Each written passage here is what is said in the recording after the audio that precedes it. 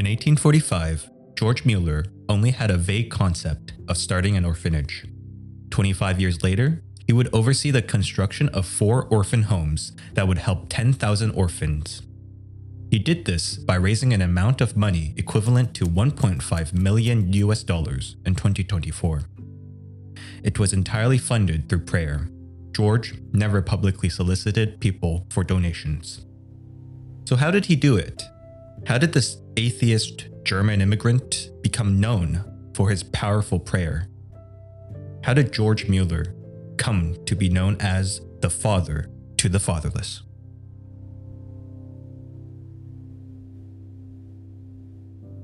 When I began the orphan work, one of my goals was to benefit the church. I confidently anticipated that my answers to prayer would lead believers to look for answers to their own prayers and encourage them to bring all their needs before God. George Mueller was born in 1805 in what is now Germany. As a boy, George was mischievous and liked to cause trouble. He frequently stole money from his father and liked to spend his time at the local tavern. When he was 16, George was sent to prison for 1 year after accruing a large debt he could not pay off. After being released, he decided to attend seminary to become a clergyman. He did so not to please God, but because he believed the life of a clergyman would be easy and comfortable. During the day, George would study theology. At night, he would party at the tavern. Being a seminary student did not change George's behavior in the slightest. That is, until George attended an evening prayer meeting. The joy that the Christians there exuded was deeply moving. George could not for the life of him think of any reason why they would be so happy. When he walked home that night, George felt an unexplainable happiness. All of my former pleasures are nothing compared to this evening. George would continue to go to those prayer meetings. His behavior slowly began to change. He stopped going to the tavern, and he stopped his habitual lying. For the first time in his life, George began to read the scriptures. One day, George heard about a position at the London Missionary Society to serve as a missionary. Having previously been fascinated by the missionary articles he read, George decided he would go to London and train to be a missionary. There was a problem, however. All men from his country had to complete mandatory military service. Without serving for 1 year in the military, George would not have any way of going to London. But God had a plan for that also. George was severely weakened from a previous illness he had, and because of his poor health, he was exempt from military service. God had opened a way for George to go to Britain. With all the roadblocks out of the way, George headed towards Britain. He was excited to start his training. However, shortly after arriving in Britain, a personal conviction of his caused him to part ways with the London Missionary Society. He was now free to pursue whatever he perceived God was calling him to do. However, for the time being, George was in a foreign land and unclear as to what his next steps would be. In the meantime, George would take up a pastorate at a small chapel. Through his pastorate at the chapel, George began to practice his unique version of reliance on God. He decided to forego his salary and rely solely on free will offering. He never asked people for money. He simply placed an offering box at the back of the church, and if anybody felt led to give, they would put a couple of coins into the box. However, this on several occasions led to the Muellers almost not having anything to eat. But whenever this happened, George would simply pray and trust that God would provide the necessary funds. Our money was again reduced to about 9 shillings. While in prayer, I felt led to ask for money. Before I rose from my knees, I felt fully assured that we would have the answer that same day. The next day, one of the brethren came and brought me £4, which was due to me as a part of my former salary. I did not even know that this sum was due to me. After 2 years of pastoring at the chapel, George sensed God leading him to the city of Bristol. There was another pastorate position there, and his work at the chapel seemed to be completed. After many nights of considerate prayer, George accepted the position in Bristol. There, he continued his practice of never asking for money, once again relying on the offerings of his congregation. Now, asking for money is not necessarily a bad thing. 1 Corinthians 9 teaches us that those who work for the gospel are entitled to a salary just as much as anybody else's. George would go on to found a school to study the Bible, known as the Scriptural Knowledge Institute. The goal of the school was to allow those who could not afford a formal education access to biblical studies. It was through creating the school that George became aware of an issue in the city of Bristol. George noticed that the school was attracting large amounts of poor children to come attend classes. Now, at this time, education was not free. All educational institutions were private, and therefore, only children of wealthy parents could attend school. Poor children had no means of advancing the social ladder because they had no access to education. The Scriptural Knowledge Institute offered free education at a time where free education was rare.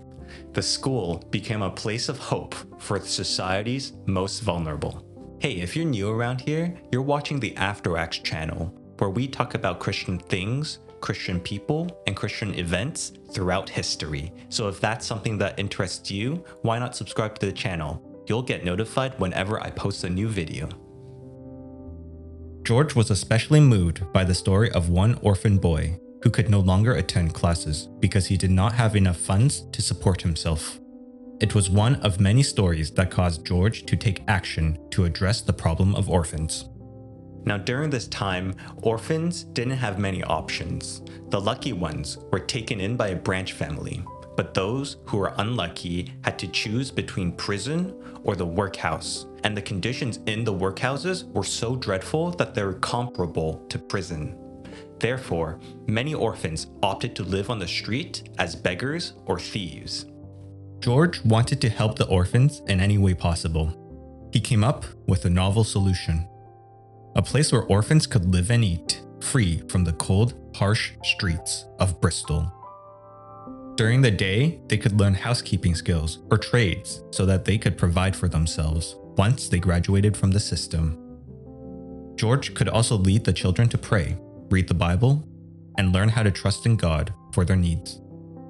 The orphanage would be run with the help of volunteers, and all of this would be funded through George's unique style of never asking for any money. George began to pray about the orphanage. He asked God to give him £40. 2 days later, a donation of £50 came in for the purpose of starting the orphan house. It was the motivation George needed to truly begin the orphanage. Soon, people began donating anything they could afford to give to the orphanage. People would give pots, pans, silverware, tables, and other furniture, anything they could spare. Volunteers also signed up, offering their service to become teachers, caretakers, and cooks. Eventually, the orphanage was opened, and applicants were accepted. The orphans came in and were clothed and fed. They would learn new skills and would also be expected to participate in the operating of the orphanage. Many of the staff and orphans sold whatever was deemed unnecessary to buy more food, and the girls learned how to sew clothes to sell. Yet it seemed like the orphanage never had quite enough to pay rent and buy food. Many times the orphanage was close to running out of supplies, but God never failed to deliver. It was common for the orphanage to have the table set with no food. Then, after giving thanks for the food they were about to eat, some provisions would arrive at the doorstep. As God gives us grace, we will look to Him only. Although from meal to meal, we have to depend on Him.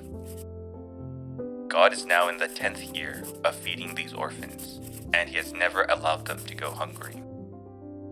He will care for them in the future also. By 1845, George had opened 4 orphan houses on Wilson Street in Bristol. Then, in October, a letter was received from one of the neighbors. He kindly informed George that the orphans were making much noise to the inconvenience of the neighborhood. The gentleman then asked George to do what he deemed best to address the situation.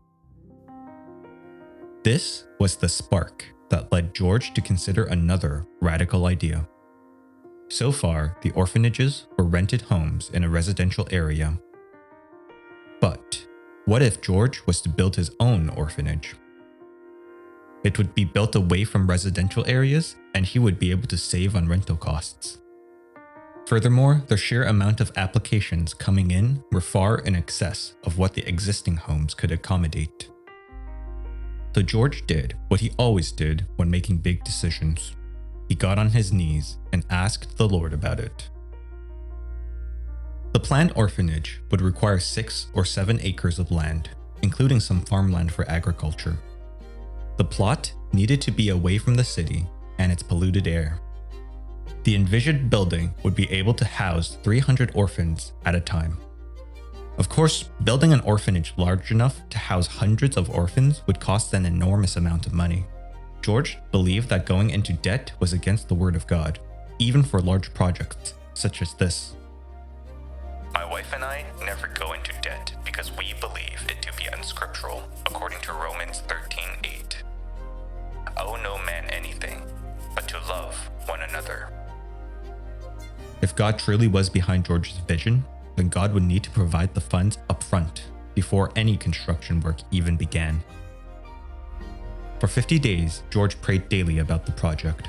Yet, throughout that time, not a single penny came in for the new orphanage. But George sensed a deep conviction to continue praying and waiting. Then, a sum of £1,000 came in for the new orphanage. It was the physical proof that gave George assurance that God was in fact going to build the orphanage. Things began to move quicker afterwards. A Christian architect gladly offered his services to design the building for free. Then, the owner of the plot of land George wanted to buy reduced the asking price from £200 to £120 per acre. The owner said that the night before, he simply could not sleep until he had reduced the price for George. Donations continued to come in. Sometimes they were small, and sometimes they were large. But eventually, George finally had enough money to cover the expenses of construction in full. And so, 2 years after he began to pray for it, construction began on the new orphanage. The money raised over that time period was over £11,000, more than $1.4 million in 2024. The new orphanage was completed 1 year later, and the existing orphans were transferred to the new building. The work was enormous. But right after the orphanage was up and running, George was thinking about building yet another orphanage.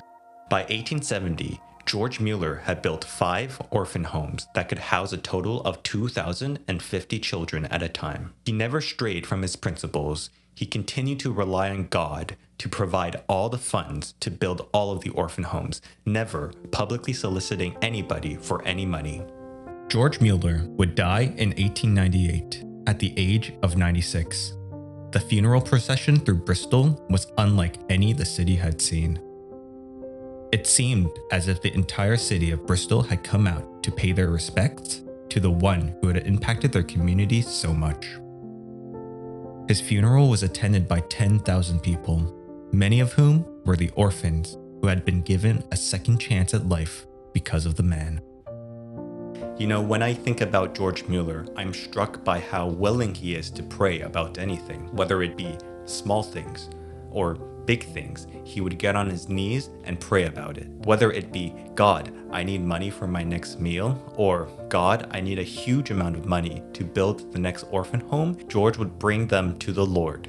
I think what we can all learn from George's life is that we should not be afraid to pray about things, whether they be big things or small things. Hey, thanks for watching the video. I hope you liked it. And if you did, why not give this video a like? It'll help me tremendously. And if you have any suggestions of topics I should cover in the future, leave them in the comments and I'll be happy to look at them. Once again, thanks for watching and I'll see you in the next one.